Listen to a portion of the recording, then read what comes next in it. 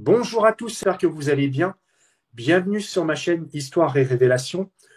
Aujourd'hui, un autre témoignage au niveau des effets secondaires sur la picouse ou sur le vaccin. Aujourd'hui, je reçois Marc Girondeau de Belgique, où il va nous expliquer, pareil, les soucis qu'il a autour de sa famille au niveau de la vaccination. En tout cas, Marc, merci beaucoup d'avoir accepté mon invitation. Oui, bonsoir, merci. Alors, ma première question, c'est est-ce que toi, tu as été vacciné ou pas du tout? Non, pas du tout. D'accord. Et Toute donc, la toi, famille n'est pas vaccinée. comment? Non, je disais, toute la famille n'est pas vaccinée, sauf bien entendu, c'est dommage, ma fille l'a été, voilà, je vous expliquerai ça tout à l'heure. Oui. Alors, justement, dans quelles circonstances ta fille, elle a été vaccinée? Bon, ben voilà, donc je suis le papa de Jennifer Jorombo. Elle est décédée l'année dernière, le 8 avril 2, donc ça fait maintenant, il y a eu un an pile le 8 avril. Elle est décédée à 42 ans de sa deuxième soupe Pfizer, d'une embolie pulmonaire. Voilà. Donc ma fille, elle a été dans un charroi économique. Elle a voulu recommencer des études, d'être soignante justement. Vous voyez, d'être soignante et sans rien dire à personne, elle s'est fait vacciner parce qu'elle avait entendu les mainstream, elle avait entendu la publicité, le gouvernement dit oui, il faut vous vacciner, vacciner. Et elle l'a fait. Derrière mon dos, je savais même pas qu'elle était vaccinée. Donc voilà, elle s'est vaccinée pour elle déjà, pour se protéger et pour protéger les autres. Elle est vraiment tombée dans cette publicité-là, dans ce panneau qu'on va dire mensonger du gouvernement et des élites de la médecine, les lobbies pharmaceutiques. D'accord. Et vous, comment vous l'avez su que elle l'avait Ah fait bon, ben voilà, bon, le 8 au matin, enfin, vers 11 heures, son compagnon a essayé de me joindre, mais il n'est pas arrivé. C'est ma compagne qui a quitté son travail, c'était un vendredi. Elle est arrivée à la maison, elle m'a dit que ma fille était décédée. J'ai dit non, c'est pas possible, je n'y crois absolument pas. Si. Alors on a pris la voiture, on habite à 50 kilomètres de son domicile. On est arrivé sur place et là, il y avait déjà, bon, il y a la police, bien entendu, le parquet qui était là, le médecin légiste était déjà passé. Et son compagnon m'a dit, je dis, comment est-ce qu'elle est physiquement? Il m'a dit, elle est toute bleue avec les veines saillantes. Et comme mon beau-frère est médecin à Luxembourg, on lui a téléphoné et il m'a dit directement, Marc, ne va pas chercher plus loin, c'est une embolie pulmonaire. Voilà. Donc moi, forcément, on a emmené ma fille au funérarium, ailleurs, dans une ville à 40-50 kilomètres. Moi, j'ai fait ma petite enquête personnelle. J'ai voulu savoir un peu de ce qui s'était passé. Je suis allé voir, bien entendu, l'analyse médicale du médecin qui est descendu sur place, le médecin légiste. J'ai pu accéder au dossier, mais moi, j'ai regardé uniquement la partie médicale, mais j'ai demandé de faire les photocopies. On m'a dit non, qu'il fallait que je fasse une demande au procureur du roi, parce qu'on est en Belgique, dans l'arrondissement de Oui. Verviers. Voilà. Et un mois après, j'ai reçu une lettre du ministère public en me disant que c'était pas accepté. Je pouvais pas avoir accès au dossier de ma fille. Alors, comment est-ce que je sais que c'est une embolie pulmonaire? Pour une autre affaire, je suis tombé bêtement sur le médecin légiste qui est descendu le jour du drame. Et là, je lui ai dit, vous savez qui je suis? Il me dit non, je suis papa Jennifer, que vous avez vu il y a quelques mois. Ah oui, oui, qui me dit, vous savez, je dis que elle était vaccinée, et puis il me dit non, je sais pas. Je savais pas qu'elle était vaccinée. Rien n'est remonté à la pharmacovigilance. Rien du tout. Et je lui dis, docteur, de vous à moi, dans votre cabinet, nous sommes tous les deux, ma fille est bien décédée d'une embolie pulmonaire. Il m'a dit oui. Il m'a dit oui, foudroyante, vers les 4-5 heures du matin. Et j'ai dit, pourquoi vous l'avez pas mis dans le dossier? Je peux pas, qu'il m'a dit, no comment. Voilà. Je peux pas. Donc lui, il a mis mort naturelle, arrêt cardiaque. Voilà. C'est pas plus compliqué que ça. Et est-ce que votre beau-fils, il est vacciné lui aussi? Oui, il est vacciné aussi, mais lui, il n'a rien du tout. À mon avis, il a eu un placebo, il a eu le physiologique, il a eu le lot physiologique, il a eu un placebo, mais il tombe aussi, hein, il n'a toujours pas fait son deuil, moi non plus. C'est un an, c'est un an. Oui, bah oui. Et, et je me bats énormément avec des associations comme Verity France, que vous connaissez certainement. Je me bats aussi avec, comment il s'appelle, le collectif Action 200 Perpignan, les Louves, enfin, énormément de groupes en France. Et moi, j'ai créé D'accord. dernièrement, pardon? Et en Belgique? Voilà, justement, j'y arrive. Ok. On m'a invité à Aix-en-Provence le 10 décembre pour la journée, la commémoration des victimes. J'étais à Aix-en-Provence avec 250 panneaux. J'ai rencontré Monsieur Doyer, j'ai rencontré enfin, plein de gens comme ça, des gens, c'était très éprouvant, mais en même temps, c'était très chaleureux. Et j'ai même pris le micro, il y avait le docteur Agré qui était là, il y avait 500-600 personnes, c'était pas mal. C'était le même jour où ça s'est passé dans beaucoup de villes de France. Je ne sais pas si vous vous souvenez de ça. C'était le jour de la commémoration de l'anniversaire des droits de l'homme, le 10 décembre. Et voilà, donc moi je suis rentré, on a fait un voyage éclair de 2000 kilomètres aller-retour, passer là-bas à l'hôtel, puis aller sur place, passer toute la journée avec eux, se congratuler, se prendre dans les bras parce que ils étaient contents que je descende de Belgique. J'étais avec deux amis, on était quatre. Donc ma compagne et deux amis ont descendu là-bas. Et alors moi j'ai décidé de créer Action 200 Belgique, collectif Action 200 Belgique depuis. Et nous l'avons fait maintenant il y a 2 mois et j'ai déjà 360 personnes sur le groupe. Et j'essaie de récupérer un maximum des témoignages et surtout des personnes qui ont des bâches comme ma fille, la bâche que j'avais là-bas, vous voyez. Et on m'en envoie une en Belgique, j'en ai deux maintenant. Une qui se trouve dans le sud de la France et j'en ai une ici en Belgique. Et maintenant, depuis peu, on est maintenant 4 personnes. 4. Avoir le portrait des victimes. Et nous allons nous voir prochainement, c'est-à-dire peut-être bien dans 15 jours, 3 semaines, se rencontrer parce qu'on habite pas à côté de l'autre. On habite il y en a qui habitent à la frontière française, près de Valenciennes, un autre dans les Ardennes. Vous voyez, c'est un peu, la Belgique est petite, mais quand même, quand il faut faire 200 kilomètres, c'est quand même quelque chose. Donc, on va se retrouver et on va essayer de définir ce qu'on va pouvoir faire même déjà à 4.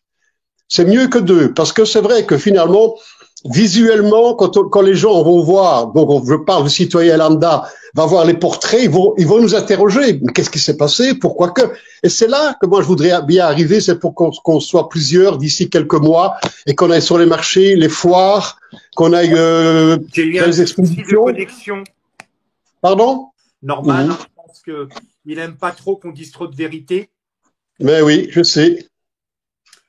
Donc, oui, vous disiez que vous avez fait des banderoles et que au niveau de vous en avez aussi au niveau de la Belgique. Oui, Euh, je vais commencer tout et- doucement. On est 4 maintenant. Voilà. d'accord, ok. Et euh, votre beau-fils, Mmh. donc je suppose qu'il a su que votre fille est décédée par rapport au vaccin. Ben, Qu'est-ce c'est-à-dire que il est assez mitigé. Vous voyez, D'accord, il n'aime pas trop que j'en parle. Voilà, il n'aime pas trop. Il dit laisse-moi tranquille avec ça. Et en plus, il habite à 500 mètres du cimetière. Il y va pratiquement tous les 2 jours.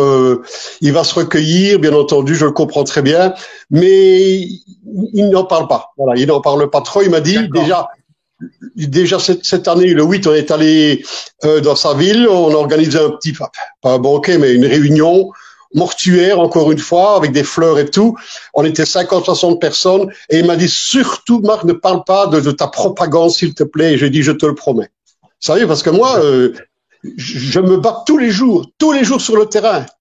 Et je ne savais pas que, en perdant comme ça quelqu'un, on était tellement en souffrance. Je n'aurais pas imaginé. Pas imaginé du tout. On dirait que je vis dans un autre monde. Vous voyez ce que je veux dire? oui, oui, Je la vois je comprends partout. parce que je vais vous Mmh, expliquer. Moi aussi, j'ai eu des proches. J'ai eu une de mes mmh, tantes qui est mmh. décédée au début du Covid. Oui, Et donc, je sais de quoi je parle. J'ai mon papa qui est décédé, pareil, l'année Je peux vous dernière. couper? C'est normal que la caméra ne marche pas. Laquelle? Les deux sont fixes Ah, depuis moi, un ça moment. marche très bien. Donc, ne bougez plus, ça marche très bien. Ah, Je vous d'accord, vous le enverrai. voyez alors. Oui, je vous D'accord, ça vois. va. Et donc, je comprends très bien. Mais lui, votre beau-fils, est-ce que lui, Mhm. il croit que c'est à cause du vaccin ou pour lui, c'est autre chose? Il commence à le croire.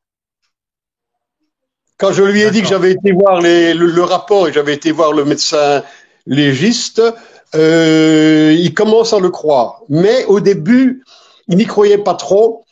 J'avais dit à ma fille de ne pas, surtout pas se faire vacciner, mais bien entendu, pour aller faire ses stages dans les EHPAD et dans les cliniques et les hôpitaux, elle n'était pas obligée. L'école ne lui avait pas obligé de se faire vacciner. Mais ce sont ses camarades de classe, parce que j'ai fait une enquête, j'ai été voir les professeurs, j'ai été voir les camarades de classe. Non, non, elle a voulu elle-même se vacciner pour se protéger et protéger les patients. Mais c'est complètement fou ce truc. Elle a cru ce qu'on lui disait. C'est ça, vous. C'est ça, bah oui. Et puis, Voilà. après, et puis, il y a toute la Oui. propagande qui a eu autour aussi. Voilà, la publicité qu'on a fait à la télévision, le gouvernement, on promettait même excusez-moi, mais dans certains pays, des hamburgers, si les jeunes allaient se faire vacciner. Il y a eu des vaccinoriums un peu partout en Belgique, à côté des écoles, à côté des écoles dans bas âge, vous voyez, pour faire on abordait sur la rue les mamans avec les enfants pour les vacciner. Soi-disant qu'en vaccinant, on protégeait les anciens. Mais c'est faux. Voyez? Aujourd'hui, bah déjà, son médecin traitant, parce que c'est qui l'a vacciné, votre fille? Ceux qui ont vacciné ma fille, c'était dans un vaccinorium. Ce sont des gens qui étaient là à la chaîne, comme des Ouais, cobayes. à la chaîne, Ils quoi. passaient, mettaient leurs bras, paf, vacciné, vacciné, vacciné. Et il y a une grosse partie qui n'est pas remontée à la pharmacovigilance. Il n'y a aucune trace. Même le ticket avec le nom, le numéro de l'eau, on n'a rien. Ouais, bah c'est ça, c'est que pire que du bétail. Absolument, tout à fait. Voilà. Et Et donc, heureusement, j'ai encore ma fille cadette qui vient de passer ici dans la cuisine. Elle veut absolument se faire vacciner quand elle a vu ce qui est arrivé à sa sœur. Ben, attendez, nous, on n'est pas vaccinés du tout. Mon beau-frère est médecin, il a dit ne faites surtout pas ça avec les graphènes qui se trouvent dans la messager, le sarcop et tout. Non, ça va pas. Ne faites surtout pas ça. Voilà. Et nous l'écoutons. Voilà. tout ce qui est médical autour au niveau de votre fille, quelle a été leur réaction? Ben, ça veut C'est-à-dire, est-ce dire que quand son même presque. médecin traitant et tout ça, qu'est-ce qu'ils en Justement, pensent? justement.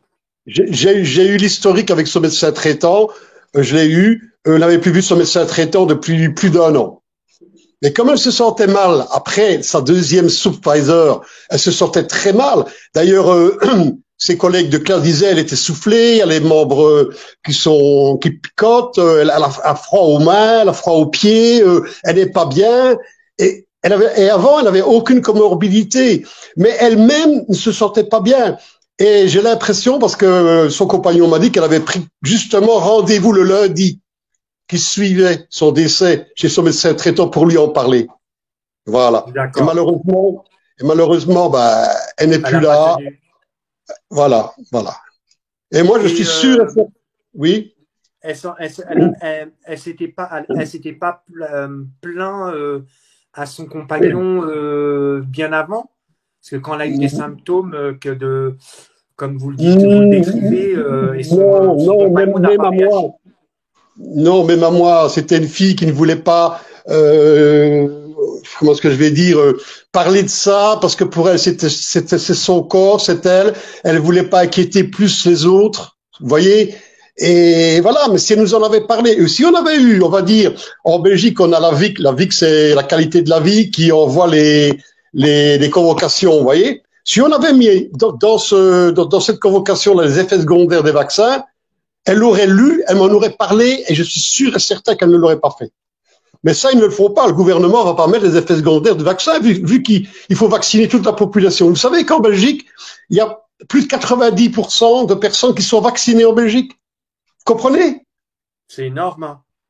Et tous les jours, il y a des décès. Tous les jours. Mais les gens, les familles font des dénis. Ils disent, mais non, c'est normal. Oh, ben non, c'est pas normal quand une jeune fille de 17 ans meurt en faisant du sport, d'une crise cardiaque, d'un AVC. C'est pas normal.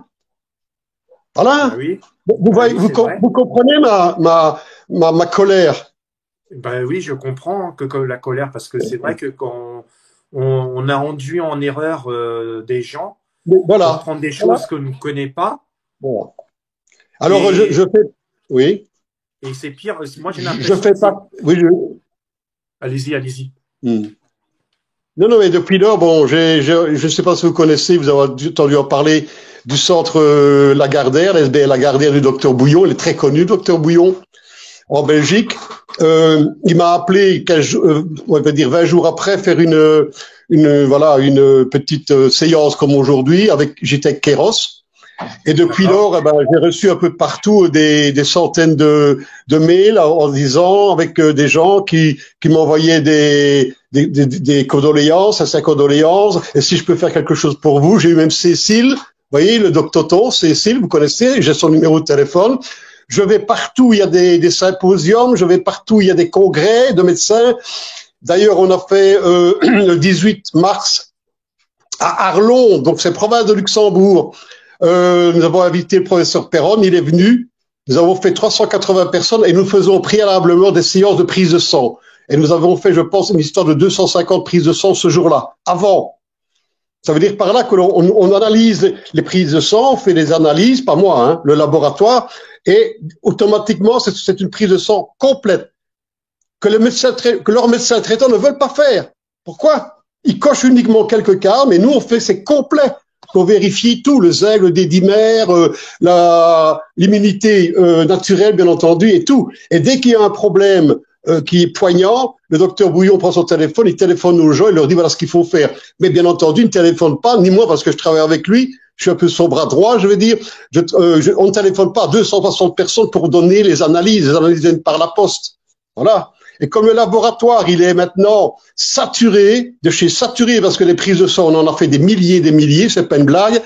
Et voilà. Donc, et depuis lors, maintenant, il avait le centre Lagardère à Glun, et maintenant fleurissent partout en Wallonie et Bruxelles. Maintenant, nous avons 10 centres. 10 centres qui sont là pour les seniors, pour les personnes âgées, qui sont délaissées, qui sont dans la douleur, qui sont dans le malheur seuls. On les laisse tous seuls, ils n'ont plus de famille. Ils téléphonent. Bien entendu, d'abord leur médecin traitant, le 112 en Belgique, et un autre numéro qu'on doit appeler le médecin de garde. Si personne ne bouge, là, nous intervenons. Et nous allons chercher des personnes. Pardon? Non, j'ai dit d'accord. Okay. Voilà. Et il fait aussi bien des rapatriements. Le dernier qu'il a fait, c'était de Perpignan, où la personne était maltraitée dans un hôpital à Perpignan. Il a rapatrié la personne chez sa sœur en Belgique. Et il a même descendu à Naples 15 jours, 3 semaines avant, chercher quelqu'un qui allait mourir dans un hôpital, et il l'a ramené, il a fait 4000 kilomètres, et il l'a ramené à Bruxelles également. Vous voyez ce que c'est? C'est un travail de fou. Et voilà. Au niveau des gouvernements, je suppose, c'est comme en France. Voilà. On déleste tous les gens, on veut pas donner, on dit que non, c'est pas à cause du vaccin. Voilà. On dit non, c'est comme vous l'avez dit, mort naturelle. Non, c'est pas vrai. Moi, des gens qui se sont plaints, parce que partout nous allons, je ne suis pas tout seul, mais on est parfois avec 2-3 personnes. Bon, moi on est 2 où on va témoigner, où il y a un papa et ma fille, mais les autres, on les a pris carrément pour des dingues. On a voulu même les enfermer dans un hôpital psychiatrique en disant que c'était des fous. Vous imaginez? C'est fou. Ouais, voilà. Alors, il y a eu un symposium au mois d'avril à Genval, en Belgique, près de Bruxelles, où il y avait 500 médecins qui étaient là pour justement discuter sur la manière, si on allait lever le voile sur la vaccination des soignants et du personnel soignant. Apparemment, bon, il y avait quelques opposants, dont il y avait, je ne sais pas si vous connaissez, des médecins en Belgique qu'on ne connaissait pas, non? Alain Collignon, docteur, non, tout ça. Ben, ils étaient là. Et nous, on était à l'extérieur avec 700 pancartes. Il y avait 700 personnes à l'extérieur. On nous avait bien entendu mis un peu sur le côté, pas en plein milieu de l'entrée. La police était là et tout. Et il y avait les médias indépendants comme vous, qui attendaient les médecins qui arrivaient avec leurs grosses limousines sur le parking et posaient le micro. Docteur, 2 minutes, s'il vous plaît. Est-ce que vous croyez qu'il y a des effets secondaires des vaccins? Dites-moi quelque chose. Il n'y a personne qui a parlé. Aucun. Il y avait l'ordre des médecins aussi, du Brabant, et je pense encore de Bruxelles aussi, qui était là. Et voilà. On est resté là pendant les délibérations, on est resté là pendant presque 2 heures. Tout le monde est sorti, a pris sa voiture comme si rien n'était. Voilà. Et alors, tous ces gens, à un moment donné, ils vont rendre des comptes. Hein. Absolument. C'est ce que je demande. Parce que nous avons attaqué le gouvernement au tribunal avec l'AFBL Lagardère qui est devenue une fondation Lagardère internationale. Nous avons énormément de témoignages de personnes qui ont perdu des proches ou des séquelles de ces vaccins. Il faut juste remplir une attestation judiciaire, on le met dans le dossier, nous avons des avocats de notre bon droit et nous allons au tribunal avec ça. Et on voudrait les faire condamner. Moi, je ne le verrai pas, j'ai 71 ans. Je ne le verrai pas, mais j'aimerais bien que mes petits-enfants continuent à se battre pour moi. Vous voyez ce que je veux dire? Oui. C'est pas évident, hein. Voilà. C'est vrai que c'est pas évident. Et moi, je souhaite qu'un jour, ces pourraves et ces crevures, excusez-moi, payent un jour. Parce qu'ils doivent payer. Moi, ma fille a été assassinée. Elle ne doit pas être assassinée pour rien. Voilà, c'est tout. Ouais. C'est vrai que on va en voir beaucoup, hein. C'est pas fini, hein. C'est pas encore fini. On en parle déjà presque plus du Covid-19, mais il va y avoir quelque chose derrière qui va arriver. Quand vous voyez, mais j'ai même été entendu au Parlement européen avec, je ne sais pas si vous connaissez l'eurodéputée Virginie Joron, du Rassemblement national. Elle m'a accueilli avec d'autres. Elle était là, on a fait une capsule, parce que j'avais vu une conférence de presse à Bruxelles. Elle était invitée. Je lui ai remis mon témoignage sur ma fille. Elle m'a invité et on a parlé énormément aussi. Et j'ai son numéro de téléphone et dès que je peux, je lui téléphone et si je peux faire quelque chose pour elle aussi au niveau des enfants placés, parce que ça c'est aussi un autre problème, que vous voyez bien ce qui s'est passé aussi en France, là, du côté de Marseille ou je sais plus quoi, là, avec ça, on va pas, c'est un autre sujet. Voilà. Ouais. Et ben voilà. Donc moi, je continue mon combat, je continuerai mon combat, et je vais repartager les vidéos. Si vous avez l'occasion d'aller voir mon groupe, si vous avez l'occasion, allez le voir. C'est Collectif Action 200 Belgique. Il est tout nouveau. C'est un groupe privé. Il faut faire une demande. Je vous prendrai si vous voulez dessus et vous verrez tout ce qu'on fait et tout ce qu'on envoie comme message. Ok. Avant de terminer, vos prochaines manifestations pour que les gens puissent se renseigner dans les mois qui suivent. Qu'est-ce que vous projetez? Bon, attendez, actuellement en Belgique, nous ne faisons plus rien comme conférence actuellement parce qu'on en a fait tellement l'année dernière qu'on est un peu sur les rotules. Mais on voudrait bien faire des conférences sur la voie publique. Moi, j'avais déjà demandé l'année dernière de faire une conférence à Liège sur la voie publique. Un jour avant, ça a été interdit parce que apparemment, c'était pour notre sécurité. Vous imaginez, mais ce sont les antifas qui sont derrière tout ça. Hein. Oui. Et voilà. Donc, moi, on m'a invité le 10 juin à descendre à Metz avec les 3 autres personnes qui m'accompagnent pour venir aussi témoigner ce jour-là sur la place de la République à Metz. Et là, il y aura aussi d'autres groupes qui vont monter. Il y aura des gens de Vérité France qui seront là aussi. Si moi, j'ai besoin d'un coup de main, et ça, il faut que tout le monde écoute et l'entende. Si j'ai besoin d'un coup de main de groupes de l'étranger, surtout de France, il n'y a aucun souci. Je téléphone et ils montent une délégation de 10, 15, 20 personnes. On s'arrange, on prend l'autocar. On m'avait même invité à aller à Milan le jour aussi, une journée de commémoration. On m'avait invité à aller à Milan ce jour-là. C'était une marche au flambeau. Il y avait énormément de monde et j'ai vu dans le cortège, j'ai vu la bâche de ma fille Jennifer. C'était une Italienne qui l'avait. Vous voyez? Ouais, bah oui. Solidarité. Voilà, ils sont allés en avion, ils m'avaient demandé de venir, mais bon, je peux pas être partout. J'avais d'autres prérogatives, surtout ce jour-là, On était déjà en train de voir ce qu'on allait faire pour la stèle de ma fille, parce qu'après un an, maintenant, on va pouvoir mettre quelque chose, un monument funéraire dessus. Et voilà. Je peux seulement vous remontrer le portrait de ma fille, et puis c'est tout. Allez-y. Attendez, je ne sais pas si vous le voyez.